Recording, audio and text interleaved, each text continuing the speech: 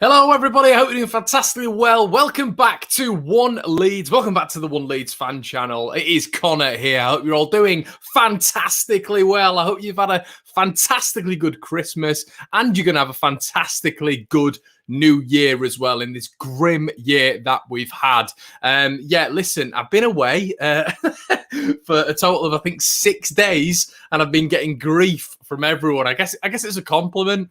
But listen, in these tough times, I think the most imperative thing is that you spend time with your loved ones, your family, and all this sort of stuff. And that's what I've been doing, spending time with my loved ones, which I haven't really done, obviously, with my new job, One Leeds, everything that's been going on. So I am back anyway. As I said, I hope you're all doing fantastically well.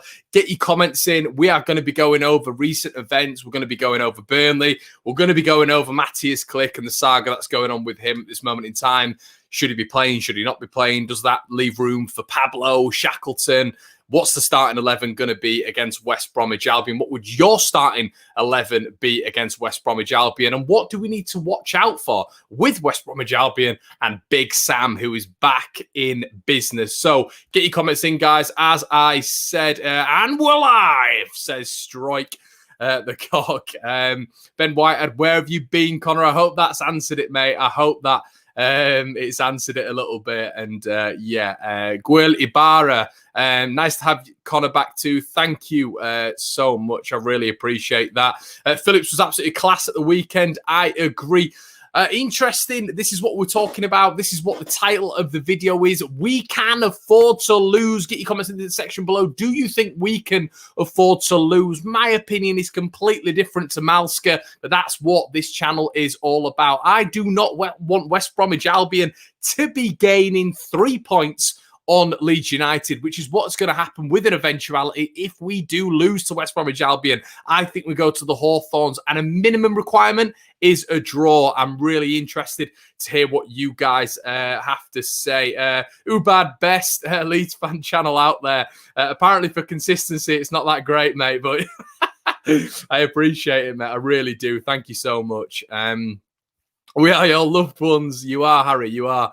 Don't worry about it. But what's your score prediction? We'll get on to that. Don't worry, Grace. We're here for a bit of probably about a 30-minute segment. So come with me and let's have a little bit of a chat about this. So anyway, Burnley.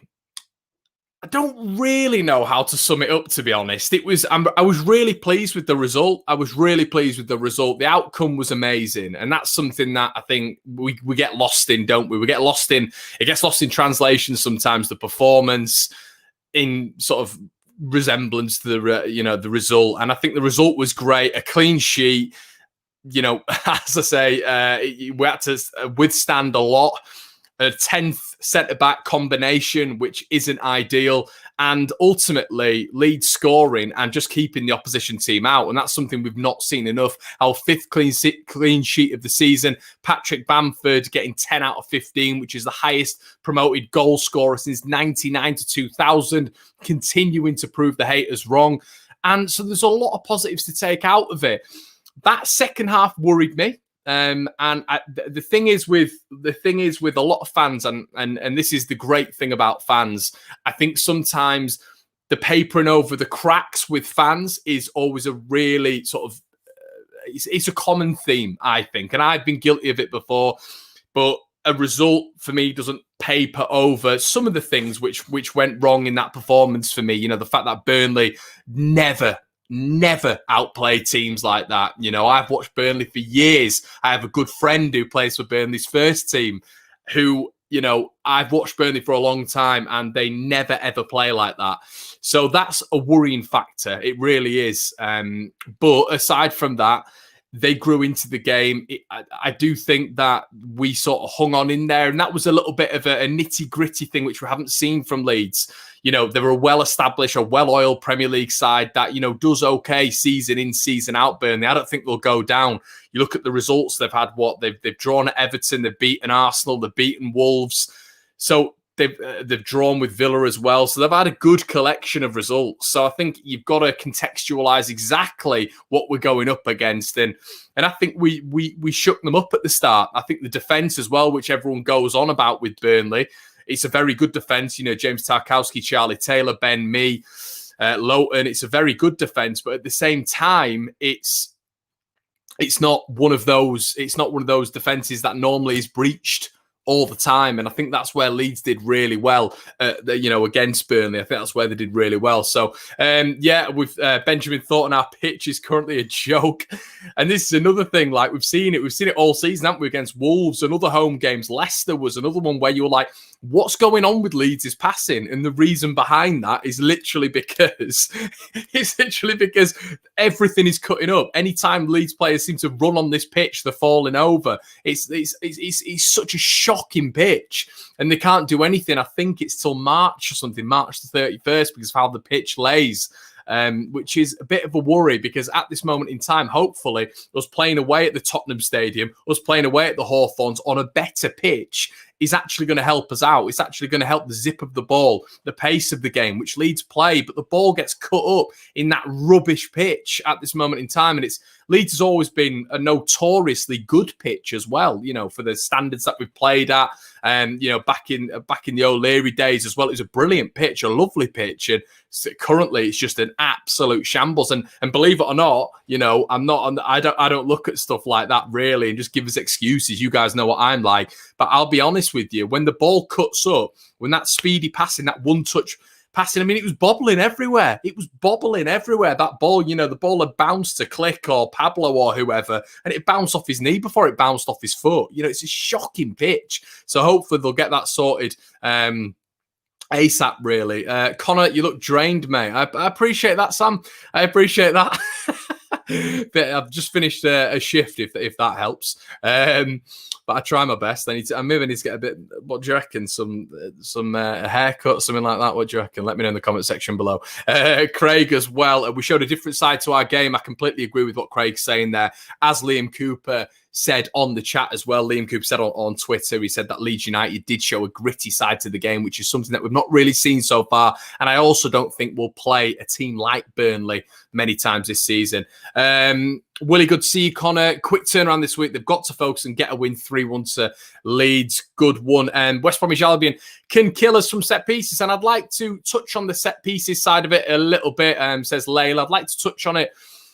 What we saw at the weekend was we saw 12 corners. We saw 12 corners defended. However they were defended, which is a really positive sign for Leeds United. We actually were able to defend corners. We've seen West Ham put about 6 corners in and just batter us from corners. We've seen it with Chelsea. It was every single corner that was coming in. It was headed on goal. And I feel we managed the game well from set pieces. You saw Luke Ayling, that Chris Wood effort, where Chris Wood was literally on the line and he was going to put that ball in the back of the net. But Ayling's smart. He's played against Wood before. He's played with Wood before as well. He knows.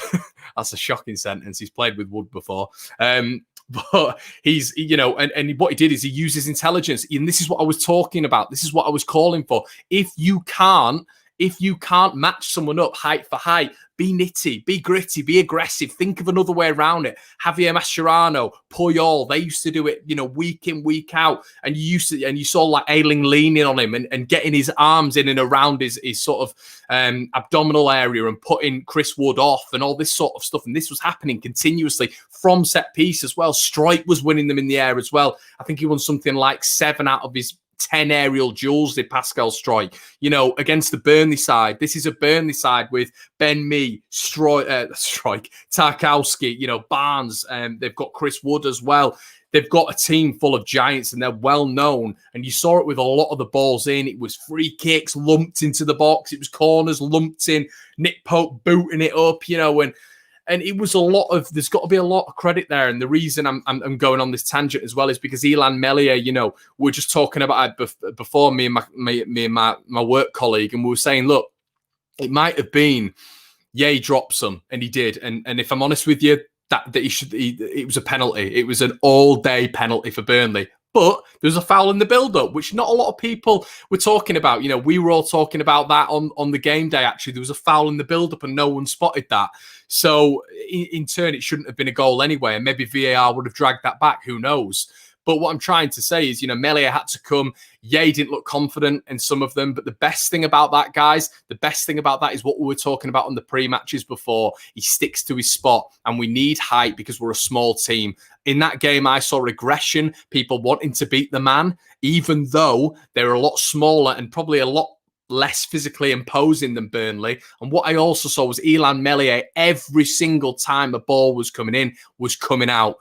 And even if he fumbled, he was still coming out. He made some really good saves, shot-stopping wise. Yeah, you're all probably turning around and thinking, Connor, he doesn't leave me confident. He does not leave me confident. I can understand that. I'm not fully confident in Elan Meslier yet. I think shot stopping, I've said this on the channel before, I think he's 9-10 out of 10. I think he's brilliant at shot stopping. Coming in claiming balls, he's got a lot to improve on. His distribution, he's got a lot to improve on. But that's a goalkeeper, isn't it? They always need to improve. And when a mistake happens, it's always highlighted and magnified. But on the contrary, I think he did really well in that game. Burnley not scoring from a set piece. It's a big improvement, isn't it? When we've come off Manchester United scoring from a set piece, Newcastle scoring from a set piece, West Ham scoring from a set piece, Palace scoring from a set piece, Chelsea scoring from a set piece. Off the top of my head, it seems to be week in, week out.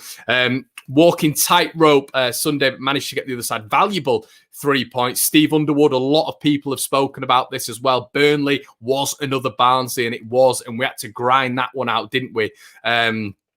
Win against West Bromwich Albion, and we'll go with confidence against Spurs. And I think that's massive. If we can beat West Brom, it's a huge result down there. Big Sam's come in. He's changed the way they're playing. He has 100%. They seem to have moved up the pitch an extra 5-10 yards. It's going to be a really tough game. The likes of Conor Gallagher, the likes of Romain Soyes, the likes of Dean Garner, Pereira, Callum Robinson. They've got a lot of good players of West Bromwich Albion, a lot of good players. And if they get a little bit of a blueprint of how to play, which they will do under Big Sam, they could move this season. We've seen it with Fulham in recent weeks when everyone was writing them off. They're moving now. West Brom have that capability. They have that quality of player. So we have to be wary. We have to be on point with what we're doing. We have to be accurate with the passing. We have to be concentrated. We have to be focused. But Leeds can get this job done. But it requires more 10 out of 10 performances from certain individuals.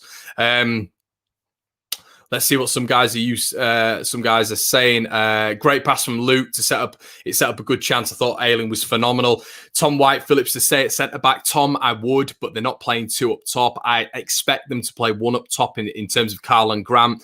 Me and my work colleague Joe were talking about it before. I expect them to go with one up top. If they play one up top, they're going to crowd the midfield. We've seen this before with teams against Leeds. They crowd the midfield. They restrict Leeds from playing.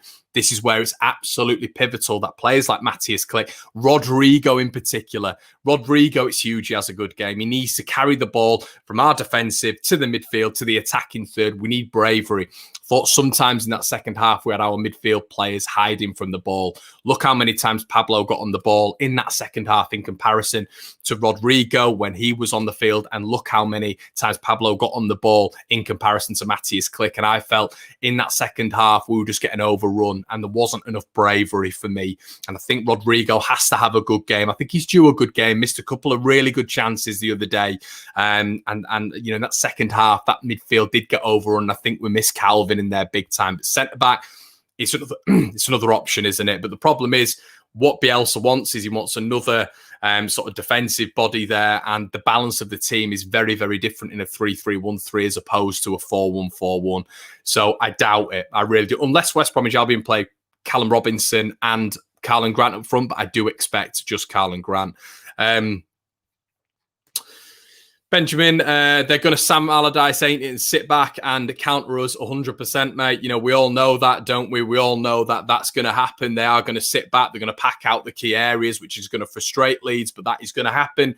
We have to have the quality to play through it, and this is where Rodrigo's key. This is where this is where Klick's key. This is where Rafinha's key. We need these bodies, these quality players to play through the lines, because we play through the lines. We always know Patrick Bamford's on the last line of defence and he's got an incredible conversion rate at this moment in time. So if we're playing through the lines, if we've got the ability from these players to really break West Bromwich Albion down, we'll be absolutely fine. But we need to take risks to get rewards. And, we played West Bromwich Albion before and it's not we've always had tricky games against them, really, haven't we? If we look at it on a whole under Bielsa, and it's going to be a really interesting game, but it ain't going to be easy. People coming on here, don't come on here and say 4-5-0. Hope I'm proven wrong, but I don't see the game going that way at all. I really don't. Llorente's had a setback, hasn't he? Not fit for tomorrow. I know we're going to have to start calling him the Spanish sick note. We don't know where he is. I swear he's never been injured this amount of times in his career as well. Neither is Robin Koch. Robin Koch was he was known for his stamina. Make a joke of that sentence, if you will. But he was known for his stamina, and suddenly he's been injured 2 or 3 times, or for a long period of time. Apparently, it's been since he's been at Leeds that he's been picking up the reoccurring injury. Pascal did fantastic for me. In the air, he was quality. He was absolutely brilliant. I completely agree. Leeds, says Jeff Edwardson. I like that. But let's get on to the next topic, which is going to be Matthias Klick. And it's going to be a really interesting conversation. I want to know what you guys think. There's 300 of you watching now. If you haven't slapped a like on the video, please do so, just so I understand that you like the live videos and the interaction. Matthias Klick, a really, really interesting member of the Leeds squad at the minute. We don't want him picking up another yellow, obviously, because that's going to rear the suspension head, which seems to be looming over him and Calvin Phillips at the minute. But we were speaking about it before, and it's going to be really interesting to see whether or not you guys would keep him in for a prolonged period of time, because Pablo Hernandez came in at the weekend, and what did we see for the first time, really, since the Newcastle game? I know it's been 2 games, but we saw an element of control in the midfield. We saw players being confident in coming forward. We saw Pablo picking up the ball from that defensive third and really bringing Leeds into that midfield and an attacking transition. Klick's, his pass percentages, his defensive work. I'm not saying the work, but his defensive efficiency is probably the better word. It's not good at the minute for me. It's not good. And that can be down to the amount of games the guy's played, which has been phenomenal. We cannot talk about his attacking output because it's unbelievable. I think he's up there in the top 6 or 7 in the league at this moment in time. But the defensive work is as important for this Marcelo Bielsa side, and we've lost the midfield battle quite a lot in these Premier League battles, and I think that's where we've struggled in games and struggled in halves. I particularly remember against Fulham when we beat them 4-3, but we particularly struggled in that second half to grab hold of midfield, and I think Klick was really struggling against Anguissa, as I consistently say to you guys. He struggled with when they were coming forward with Eze as well at Crystal Palace. And I think he does struggle with that offensive midfielder coming forward. And it's going to be really interesting to see whether or not Bielsa's going to pursue with playing him, because he does look a bit leggy. He looks a bit fatigued. He looks a bit tired. And I'd be really interested to hear what you guys think on that. The hybrid of Matthias Klick, because I would say he's better defensively than Pablo overall. But energy-wise, Jamie Shackleton's he's like a Jack Russell, isn't he? He's absolutely everywhere. But I think Klick is the hybrid of Shackleton and Pablo. I don't think Shackleton and Pablo are sort of as good as Klick as a collective in terms of the squad, in terms of being part of a team. But I think he's struggling at the minute. I really think he's struggling.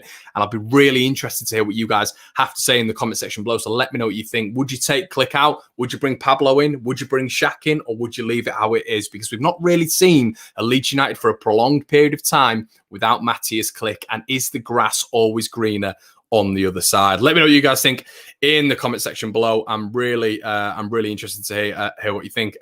Nathan Quinn with a very kind comment here. Like and subscribe, guys, on real content as usual. Thank you so much, my friend. I hope these discussions are fruitful and you enjoy them. Yes, 40 points is the goal. Grey area. Connor, do you ever come up for air? I am a fast talker. Honestly, when I go off, I do drink a lot of water and tea. I do like my tea. I'm a Yorkshireman. I am from Leeds. Residing in York, I do have to say. Klick faded as the league progressed. Interesting comment from Gwil there. Gwil, if I'm pronouncing your name wrong, let me know. I don't want to be arrogant. So please let me know in the comment section below. This is a really interesting comment from John here. Would you really want Pablo starting in the 8 role at 35? And this is the whole argument, isn't it? Because a lot of people think that step up to the Premier League, we talk about Charlie Cresswell, we talk about Joe Gelhardt potentially coming to that starting 11 or that squad. That step up is just incredible. You know, we've seen Championship players come up to this Premier League and struggle, you know, really, really struggle. You know, look at the standout last year, you know, Matías Pereira for West Bromwich Albion. I know he's had an injury, but we've not seen when he has played that same level as he was performing week in, week out of the Championship. Imagine that for our kids. That's going to be a step up, a step up, a step up for them to just be embedded into this starting 11. So, you know, imagine what it's like for someone like a Pablo. I know he's played there before for Swansea, but it was a different time. I think he was playing right wing for Swansea, you know, and he was a quick, nippy player back then. So starting the 8 role is such an emphatic attacking but defending role, you know, and you do look at someone like Mickey Cuisance, who is now playing at Marseille. You do think to yourself, would that have been the ideal signing and someone who Leeds can look at in January? Let's touch wood. I don't think it'll happen, but let's touch wood.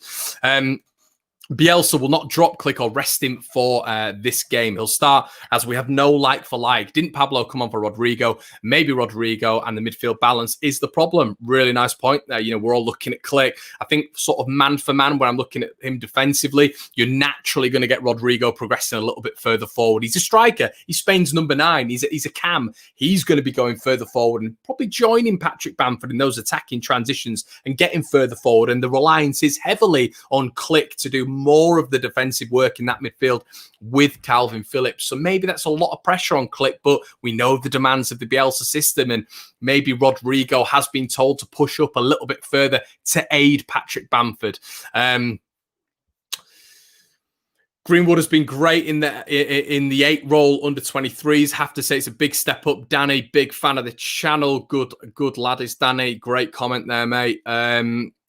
For all the talk, we need defenders or cams. I think we need a CM or a Cuisance alternative. I would 100% agree. There's a lot of people talking about a goalkeeper or a left back or a centre back. For me, the absolute ideal for Leeds United in January is to go and get a Mickey Cuisance, a player who Leeds were so close to signing, who when the ball is played out from the centre-backs or when the ball is played out from the full-backs, they're in that midfield role and they are willing to get the ball on the back foot and drive forward. I don't think we've had enough of that. There's not enough sort of physical prowess in that midfield, and Mickey Cuisance would have been that guy. He's not afraid to get the ball on the back foot and drive forward in any situation, and I think there's a massive reliance on Matías Click to do that, and I think he is struggling at this moment in time.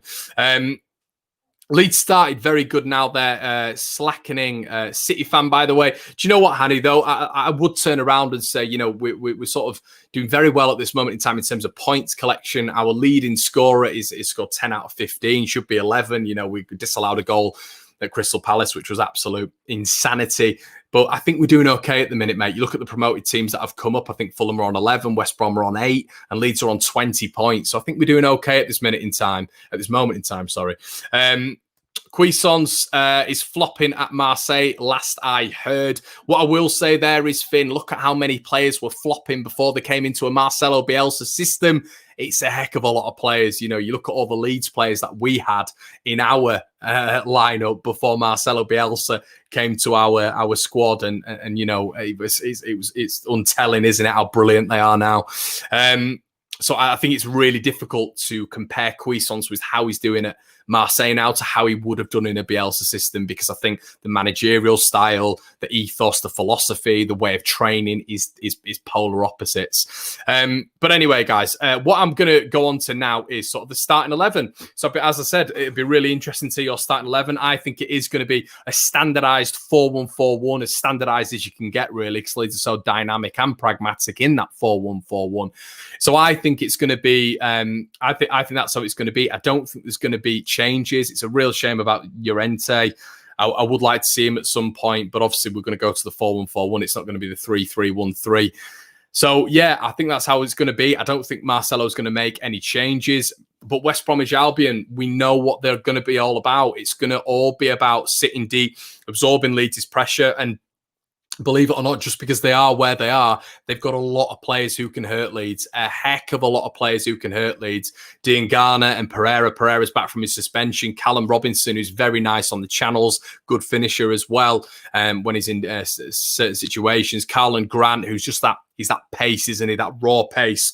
So it is going to be a baptism of fire for players like Stroik, because it's a completely different game to what Burnley is. Burnley haven't got renowned, rapid players. You know, they haven't got that really. I don't want to say a set piece team, but they do very, very well from those positions. Whereas West Bromwich Albion are going to sit in and they're a counter-attacking team. We saw that yesterday against Liverpool, the best in the division, you know, so it's going to be a tough game. It's going to be a really, really tough game. When I saw Burnley and West Brom, I thought the most difficult game would have been West Brom, if I'm being brutally honest with you guys. So it's going to be really, really it's going to be a bit of a study by how it plays out, I think. And let me know what you think in the comment section below. What you think the score is going to be. I'm really interested to see. Abstract digital recordings. How's it Llorente's fault for being injured? And Liverpool was going to pay 40 million for him 6 months before we got him Spanish international. Shake my head. No one's saying it's his fault, mate. It's an injury. You can't be at fault for an injury. No one's saying that at all. It's just a bit of a joke. It's just a joke. Llorente, waste of money. Are you mental?